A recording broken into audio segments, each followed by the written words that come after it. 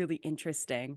On a less intense topic, on your website, you mentioned the responsibility to address privilege and unconscious bias, as well as yoga's ancient indigenous roots.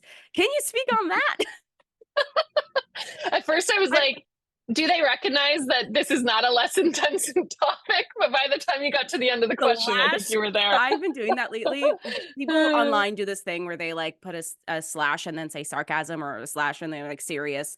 And I've been doing that lately because I realize my sarcasm is not clear to people. And it's not even like them or anything they're doing. It's how I present it.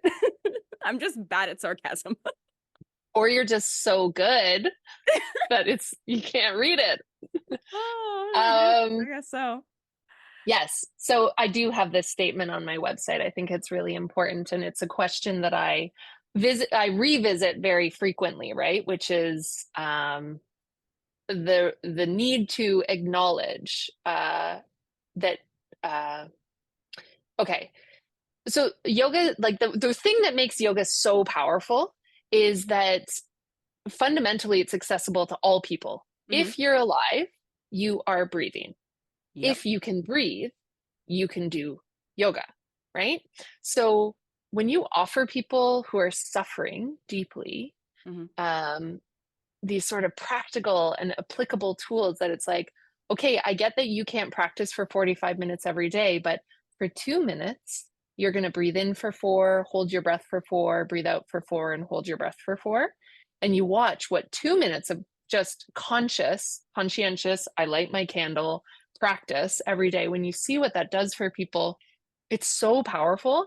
And it really helps people realize, like, wow, I actually have a lot of ability to enact positive change in my life. I can do something different today than I did yesterday. Realizing that people aren't so helpless, like to realize that you aren't so helpless is so empowering. And it's such a gift to give to people. And we are all individuals who are part of larger systems that do have influence over us, right? So something that we talk about is the social determinants of health, right? That these are the sort of like non-medical factors that influence health outcomes. And so these are the conditions in which you're born, you grow up, the conditions in which you live, and the conditions in which you age, these wider sets of forces that are like systems, systems that shape the conditions of an individual's daily life.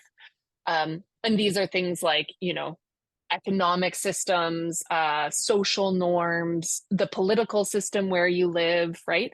These social determinants of health have very real and important influences on health outcomes, right? So they're unfair and they are avoidable.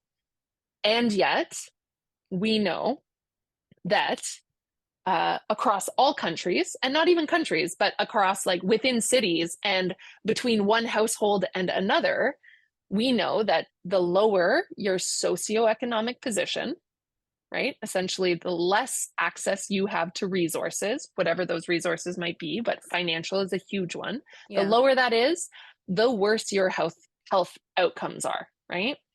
But when yoga presents itself only as, hey, it's all up to you as the individual to decide whether you'll be in perfect health or not, which might theoretically be true. I do believe in the promise of yoga to heal. I do believe in that wholeheartedly. But when we conflate that, or we ignore the social aspect of it, what we do is we end up saying, if you're sick, that's your fault. You didn't work hard enough. If you're too depressed to get out of bed and practice, that's because you're a bad person, right? And that's not only like deeply harmful and hurtful and unfair, it's simply not true. It's really because not we true. know when you raise socioeconomic, when you do away with inequities, everybody's health improves, right? So the whole like pull yourself up by the bootstraps, if you wanted it bad enough, you would get it, it's just erroneous. So for me, I am constantly sort of trying to hold both these things, which is you can change your life so drastically with the power of yoga. Mhm. And it might not be as easy for you to make those very simple changes for things that are not your fault. And if Yeah, you're for sick, real. it's not your fault necessarily, right? Listen, if I know that I'm in it, like I suffer from insomnia and I stay up late watching like videos on my phone, and then I'm like, why can't I sleep? Yes, there's an individual responsibility there. Mm. Absolutely. But we can't pretend that, the playing ground is even. And so No. part of my work as a therapist, I'm white, I'm cisgendered, I'm able-bodied, I was raised in a stable household, um, I'm educated.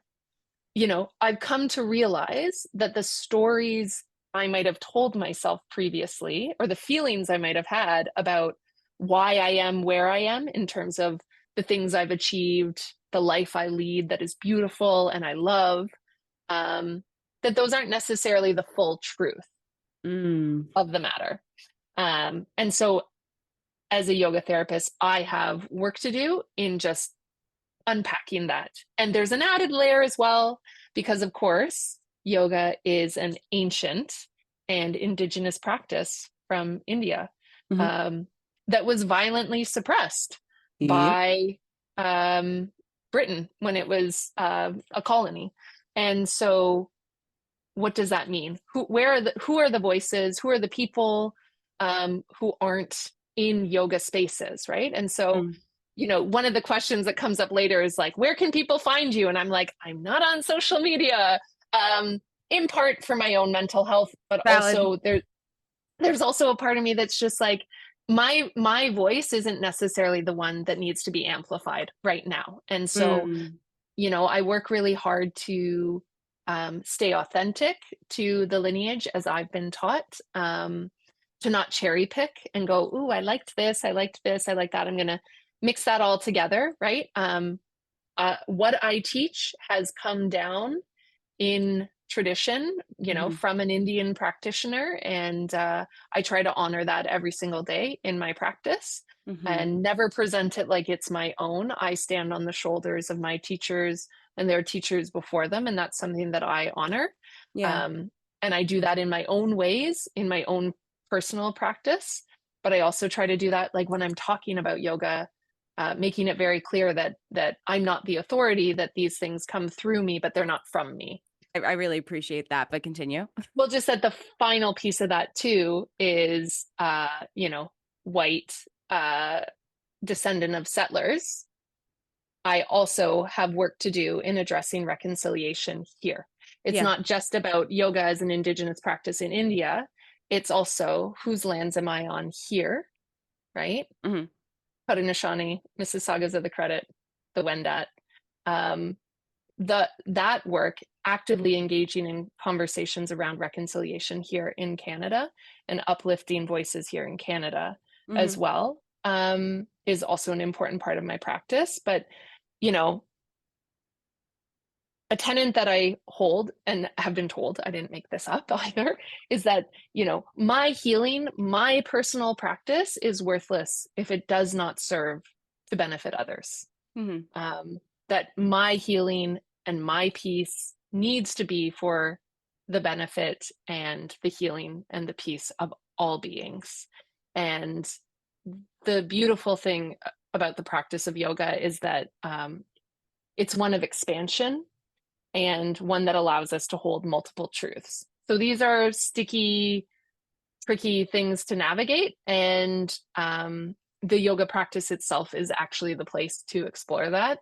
Mhm. And that's why I think that yoga can be so beneficial for young people, such a vital practice right now for young people, because we are living in very trying times.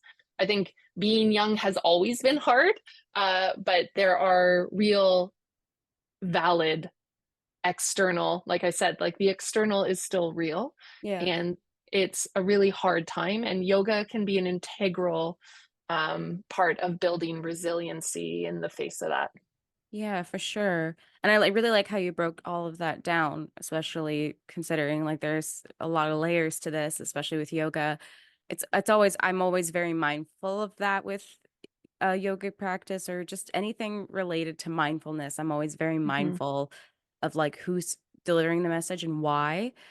Because not only just with the institutions and the colonization of everything, but when you also relate to like just wellness in general, we we tend to negate in society how much race plays a role in that, how much it affects economics as well, and depending on where you are in the world, and how in a lot of situations, your gender versus your race and all these things, people are not going to acknowledge certain things, Mm-hmm. certain health conditions that might affect one community or race more than the other, and whether or not those people are believed. And um, like I know a lot of people did not believe certain things about me.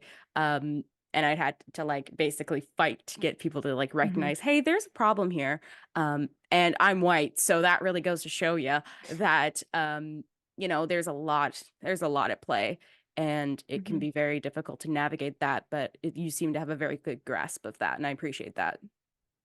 Yeah, thank you. Too often, I think people seek out comfort as opposed to actual healing, Mm. um, and mistake the feeling of I feel good when I go to this yoga class for this yoga class is actually challenging me to become uh, a better version of myself, right? Hold on, I'm just having a aha moment, like, Oprah.